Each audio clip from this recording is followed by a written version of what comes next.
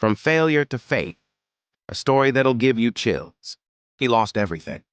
His dreams, his savings, his confidence. In that moment, he didn't want motivation. He wanted a way out. But what happened next might just be the reason you're watching this video today. Mark wasn't always broken.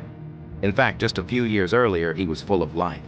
He had left his 9-to-5 job, start his dream business as a creative agency helping small businesses grow. He poured everything into it: money, time, passion. He barely slept, skipped meals, and worked through weekends. For a while, it looked like it would all pay off. Clients came in, money started flowing, and Mark believed he was finally stepping into his purpose. But then, COVID hit. Clients disappeared. Bills didn't. His business collapsed. His bank account emptied. His relationships suffered. And worst of all, the people he thought would stand by him, they walked away. Mark went from business owner to back in his parents' house. No income, no direction, no drive. He stopped answering calls, stopped showing up. The man who once encouraged everyone couldn't even face himself in the mirror. One night, soaked in rain, he walked to a bridge, not to cross it, but to end it. "God, why me?" he whispered. But the only reply was silence. But sometimes it's in silence that you hear truth. Mark didn't get a voice from the clouds. No lightning bolt, no miracle. Just a whisper in his thought. This is not where your story ends. That night, he didn't jump. He walked home, slowly, in tears. The next day, he searched for answers. Not in the world, but within. He started journaling again. He watched faith-based and motivational videos. He picked up books on rebuilding the mind and spirit.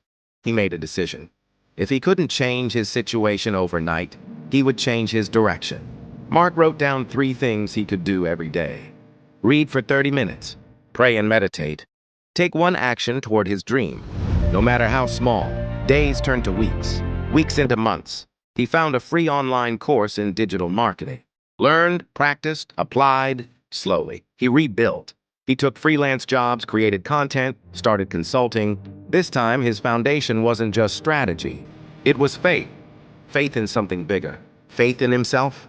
2 years later, Mark isn't a millionaire, but he's at peace. He earns a stable income from his new online business. He teaches others how to rebuild their minds, their careers, their confidence. And the people who once walked away, they now ask him for advice. But Mark doesn't hold grudges. He holds gratitude. Maybe your story feels like Mark's. Maybe you failed. Maybe you're tired. Maybe everyone left, including your own hope. But failure is not final. It's a classroom, a reset, a redirection. What if you're not being punished, but positioned? What if your lowest moment is preparing you for your highest impact?